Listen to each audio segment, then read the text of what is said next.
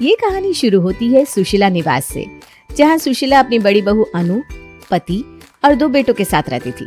भरा पूरा परिवार, खानदानी काम और अच्छी खासी प्रॉपर्टी, सब कुछ था सुशीला के पास। अब कुछ बाकी था तो सिर्फ एक काम, अंकित की शादी।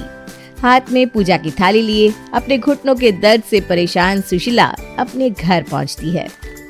हाय राम, मर गई रे। अरे बेटा जरा सहारा लगा, मेरे घुटने, हाय हाय परेशान हो गई हूँ घुटनों के दर्द से। तो इन्हें खोल कर रख क्यों नहीं देती सुशीला जी अब? छी छी छी छी, राम राम। जिनके घुटने अलग हो जाते हैं उनसे पूछिए, आप तो बस बोल देते हैं। किसी के घुटने अलग नहीं होते मम्मी जी, पापा मजाक कर रहे हैं। आप ही क्या, 55 की उम्र में आपके शरीर का ये हाल है तो आने वाले दिनों में क्या होगा। इसीलिए तो कहती हूँ कि जल्द से जल्द अंकित की शादी कर दीजिए। शादी में आपको भी तो कितनी रस्में करनी होगी, पैरों में ताकत तो होनी चाहिए कि नहीं। बात तो ठीक कह रही है मम्मी अनु। अरे क्या ठीक कह रही है, तू भी तो नहीं सुनता। कितनी बार कह दिया मेरे घुटने का ऑपरेशन करवा दे, पर नहीं, तुझे तो जेब से एक फूटी कौड़ी नहीं निकालनी।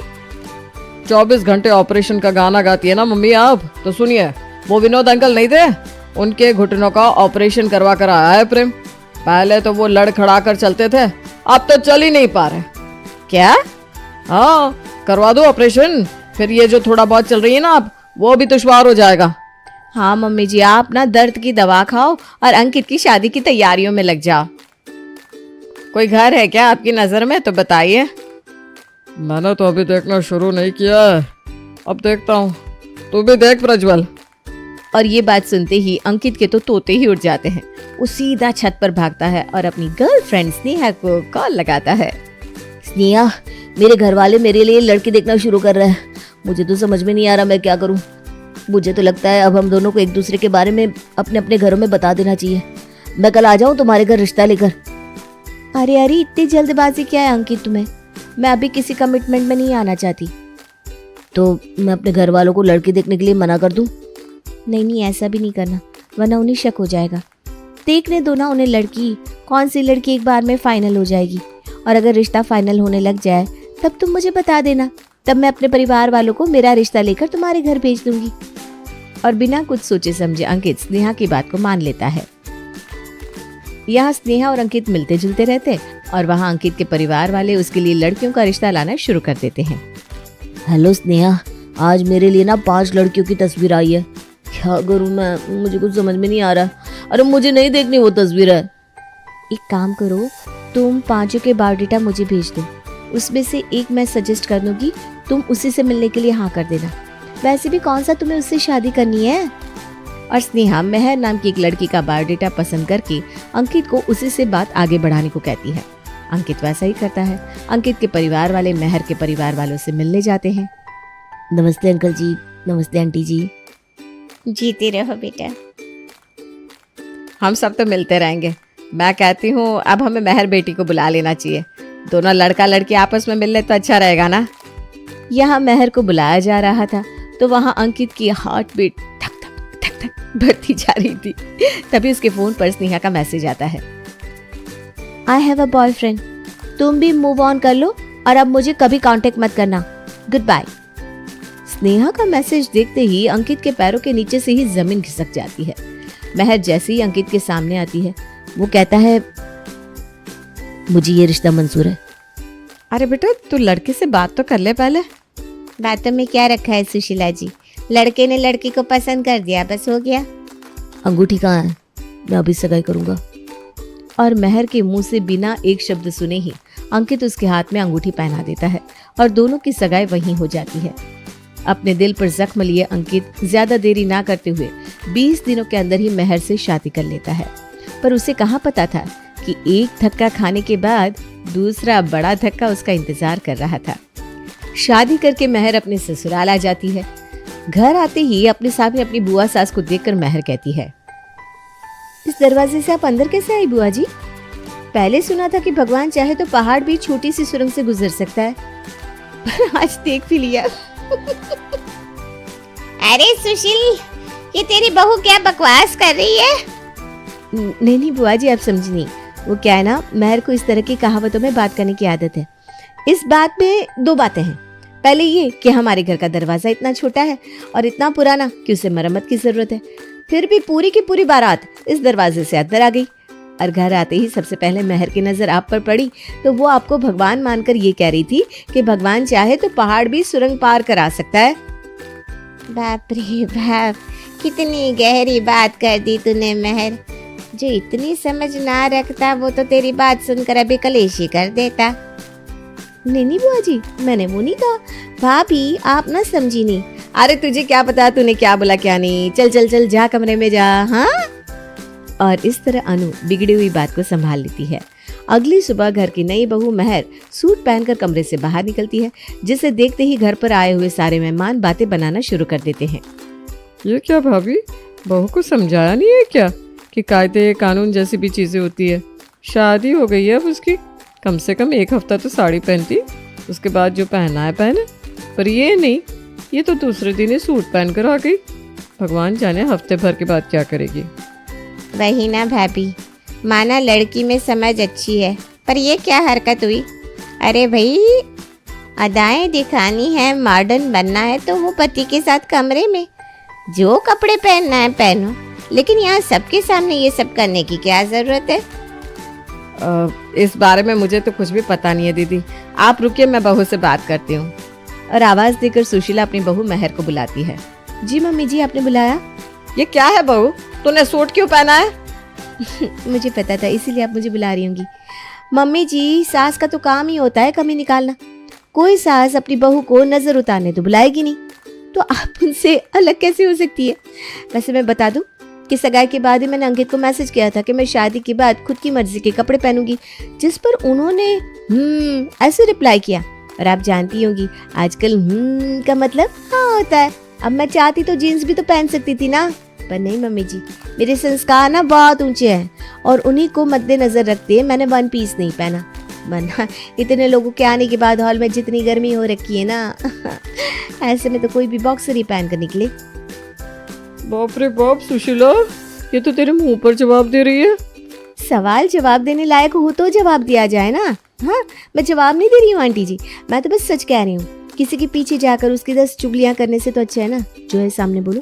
हाँ, मुझसे ये लुका छुपी का काम नहीं होता भाई। और महर के साथ बाकी औरतों की बहस जैसे ही बढ़ने लगती है, अनु हड़बड़ाती हुई वहां आती है और बात को संभालती हुए कहती है, ये महर और इसके मुहावरे आप भी ना नहीं समझी मम्मी जी। महर क्या करिए, इसका ये मतलब हुआ कि पति के आजादी देने के बाद भी महर ने सूट पहना। क्यों? क्योंकि शादी के बाद पत्नी को पति का भी तो देखना पड़ता है ना। उसे भी तो इस बात की टेंशन होगी कि साड़ी पहनूंगी तो कहीं पति नाराज ना हो जाए, और हॉट पैंट पहन लिया तो सास। ऐसे में एक अच्छी बहू क्या करती है, आप ही बताइए सुषमा आंटी। बीच वाला रास्ता निकालती। तो वही तो किया मैंने, और जवाब भी नहीं दिया बेचारी ने आपको। नहीं भाभी, वो अरे तुझे कहा ना किचन में जा, चल। हाँ, इसी तरह दिन बीतने लगते हैं और महर की जबान खुलती जाती है। एक रात के खाने में क्या बन रहा है बहू? एक काम कर बहू, कुछ हल्का बना ले, आज सभी का पेट खराब है। तेरे पापा जी तो सुबह से 8-10 बार बाथरूम जा चुके हैं। आज तो खाना ही नहीं बनेगा मम्मी जी।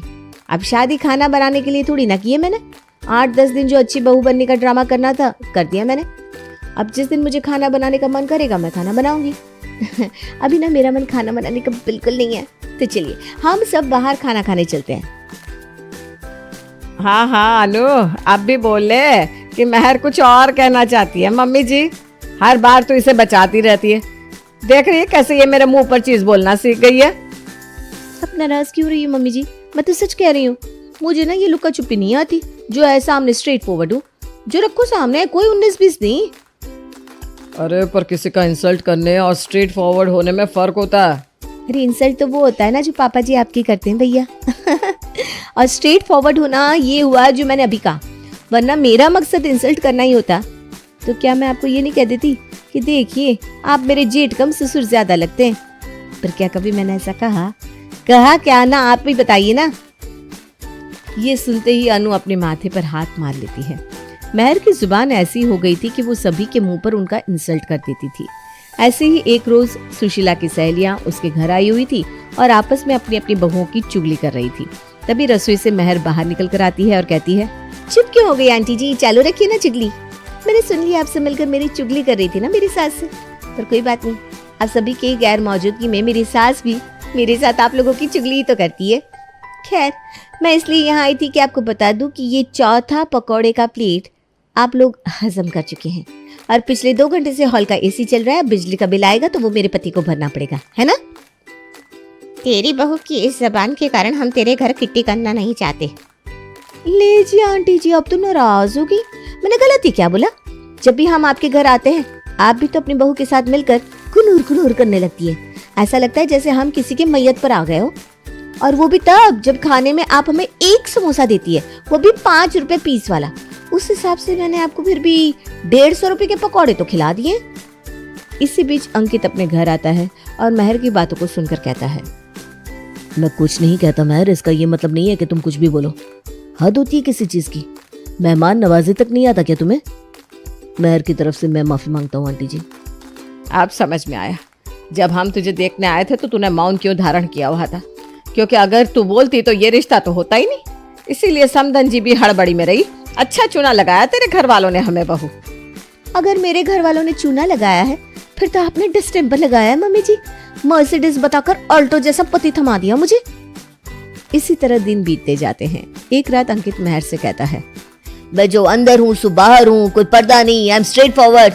ये 100 बार कह चुकी हूँ, और इस बार ऐसा मत कहना, क्योंकि कल रात खाने पर बॉस आने वाले हैं, वो भी अपनी फैमिली के साथ। तो अपना मुंह बंद रखना, और अगर कुछ बोलने का मन भी करे तो मुंह बंद करके मन में ही बोल लेना, क्योंकि अगर बॉस का मूड ऑफ हो गया तो मेरा जीवन नर्क बन जाएगा, और ये तुम्हारा ऑल्टो जैसा दिखने वाला पति 2 लाख का ऑटो बन जाएगा।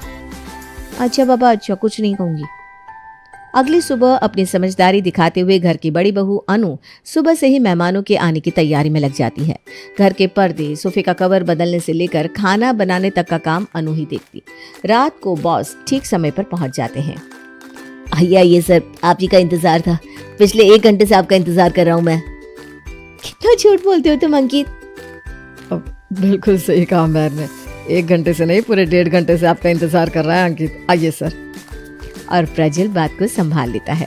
आगे जाकर बॉस खाने की टेबल पर बैठते हैं और अनु उन्हें खाना परोसती है, और खाने के साथ सभी की बातें शुरू हो जाती है। मेरी वाइफ के जाने के बाद मेरी लाइफ का बस एक ही सहारा है, मेरी बेटी प्रिया। बिल्कुल मुझ पर गई है। आप पर कैसे जाएगी सर? ये तो अडॉप्टेड है ना? ये क्या कह रही हो महर तुम? अरे अंकित, तुमने ही तो बताया था कि बॉस की वाइफ बॉस को छोड़कर चली गई थी क्योंकि वो फादर नहीं बन सकते थे। फिर बॉस ने अपने अकेलेपन को दूर करने के लिए एक बच्ची गोद ले ली। ये वही है ना सर? 10th हो गया क्या उसका? What? डैडी, मुझे तो इस घर में आना ही नहीं था। आप मुझे यहाँ मेरे इंसल्ट कराने के लिए लेकर आए हैं। मैं एक अडॉप्टेड चाइल्ड हूँ। I hate you daddy, I hate you. मुझे कभी नहीं लगा था कि ये बात मुझे ऐसे पता चलेगी। ये कहकर 15 साल की प्रिया गुस्से में रोते रोते घर से बाहर चली जाती है। तुम्हारी हिम्मत कैसे हुई अंकित ये सब अपने घर में बताने की? ऑफिस तुम काम करने आते हो या मेरी लाइफ का मसाला लेने? You are fired.